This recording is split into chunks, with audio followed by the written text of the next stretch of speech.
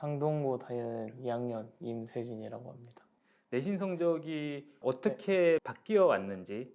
1학년 1학기 때는 계속 4등급에 있다가 2학기 때 메타내신 대비 시작하면서 2등급이 되고 2학년 1학기 때 처음 시험을 봤는데 이번에 1등급이 됐어요.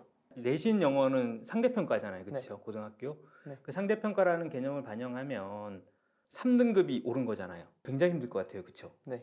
내신 등급이 안 나오는 게 객관식 점수를 까먹어가지고 그게 문제였는데 메타내신 하면서 객관식을 좀 덜 틀려가지고 그 점수를 올리는데 좀 도움이 많이 된 것 같아요.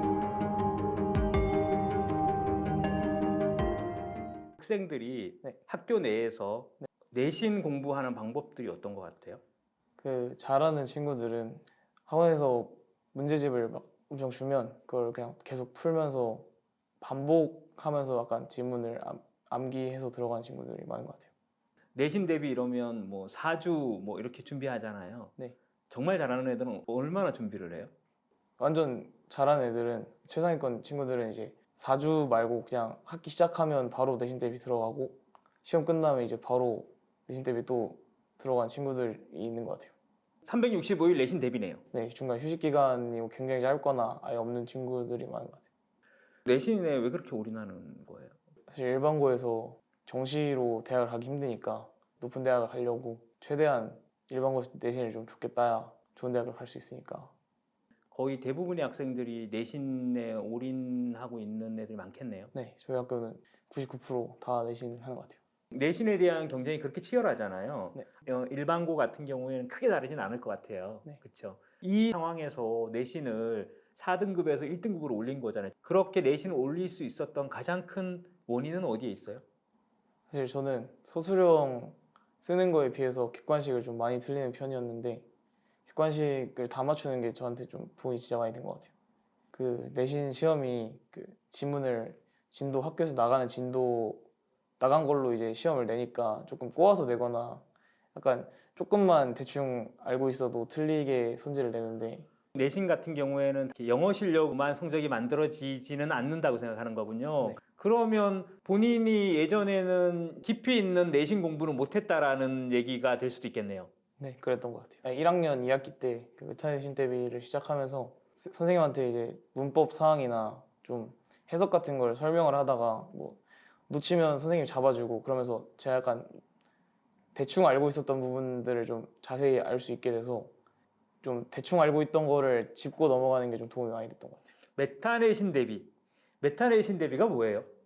그 이제 수업 전에 미리 진도 나갈 걸 예습을 해가지고 선생님한테 제가 직접 설명을 하는 출력하는 그런 식의 공부인데 혼자 공부할 때는 뭐 모르고 있던 그런 부분도 설명하다 보면 뭔가 잡히는데 그래서 그걸 이제 선생님이 잡아주시면 이제 2번 더 볼 수 있게 돼가지고 도움이 될 것 같아요. 되는 것 같아요. 어떻게 보면 복습의 개념이 강한 거잖아요. 내신 공부는. 네. 반복해서 풀고 네. 암기하고 듣고 이런 식으로 하잖아요. 네. 그러면 메타내신 대비는 완전히 다른 개념이네요. 그렇죠. 수업을 듣는 게 아니라 수업을 해야 되는 거니까. 학원 선생님이 그 공부한 영역에 대해서 질문을 하는 거군요. 내가 설명을 해주고 네. 역할이 바뀐 거네요. 그렇죠. 이런 수업이 일반적인 내신 대비하고는 많이 다르잖아요. 그렇죠. 이렇게 내신 대비를 해본 적이 있어요? 저는 처음 해봤어요. 처음에 메타내신 대비 시작할 때는 좀 불안하기도 했고 뭔가 수업을 안 듣는데 어떻게 공부를 해나가야 되지 약간 그런 막막한 게 있었는데 하다 보니까 뭔가 시험 점수가 잘 나올 것 같다는 생각이 들기도 했고 실제로 점수가 잘 나오기도 해가지고 그 뒤로는 좀 저한테 딱 맞는 공부라 생각해가지고 정말 좋은 거라 생각하고 있어요. 이게 성적 잘 나오겠다, 내가 맞는 거, 이걸 느낀 건 언제쯤이었어요? 사실 이게 내신 대비 하는 내내 문제를 많이 풀진 않거든요. 약간 지문 복습을 좀 많이 해가지고 지문 복습하는 도중에는 좀 뭔가 좀 불안했는데 직보쯤에 이제 문제를 막 풀잖아요. 그래서 그때 문제를 풀다 보니까 뭔가 잘 풀리기도 하고 지문 딱 보니까 내용이 다 머릿속에 있는 것 같아서 시험 전날에 그때 좀 안심이 된 것 같아요. 그때부터. 예전에는 그런 경험이 크게 없었나 봐요. 옛날에는 막 직보날 문제 푸는데 막히고 오래 걸리고 그래서 좀 시험 전에도 계속 불안 상태로 시험장에 들어갔는데 메타내신 대회를 시작하니까 전날에 뭔가 딱 안정감이 좀 들어서 편하게 시험 본 것 같아요. 본인이 공부를 해가고 나면 수업 시간에 이제 선생님이 물어보고 그거에 대해서 본인이 답변을 하고 또 틀린 부분이라든가 문제 있는 부분 다시 질문하고 네. 이렇게 왔다 갔다 계속하면서 진행되는 네. 1대1 수업인가요? 저희 학교는 사람이 몇 명 없어서 저랑 친구 둘이서 수업을 하는데 만약에 친구가 설명하다가 친구가 뭐 놓친 부분이 있으면 제가 잡아주고 제가 설명하다가 제가 놓친 부분이 있으면 친구가 먼저 잡아주고 저희 둘 다 못 잡으면 그때 선생님이 개입해서 알려주시는 약간 그런 식으로 하고 있어요. 약간 학생들 사이에 경쟁심도 살짝 있겠어요. 질문을 그렇죠. 더 제가 막힐 만한 질문을 해야지 내가 절대 막히면 안 되겠다 막 이런 것들. 네, 그런 게 있어요.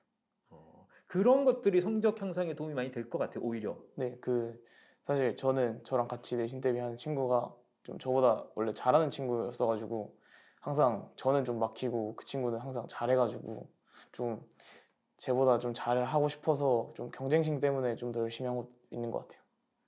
영어에 너무 많은 시간을 투자해서 다른 과목들 성적이 안 나오고 이러진 않았나요?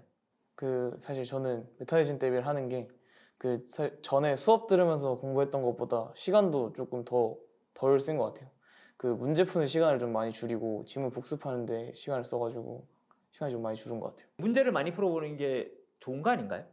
문제를 많이 푸는 것도 도움이 될 수도 있는데 일단 문제 풀기 전에 지문이 숙지가 좀 돼 있어야 문제를 풀 수 있는 게 내신 대비라고 생각을 해서 저는 문제 푸는 시간보다 지문 보는 시간이 좀 더 많아야 된다고 생각을 해요. 뭐 이거는 답을 안 해도 되는데 2학년 1학기 중간고사 과목 전체 평균 어느 정도 나와요? 이번에 5과목 봐서 평균이 2.0이 딱 나왔어요. 다른 친구들 같은 경우에는 혹시 이런 메타내신 대비하는 거에 대해서 약간 좀 두려워하거나 이런 거는 없었어요? 영어 메타내신 대비 하는 친구들은 저랑 좀 비슷한 것 같아요. 다 좋아하고 제가 봤을 때는 이게 점수가 안 오를 수가 없는 구조라고 생각을 해서 오늘 인터뷰해줘서 고마워요. 네. 수고했어요. 네.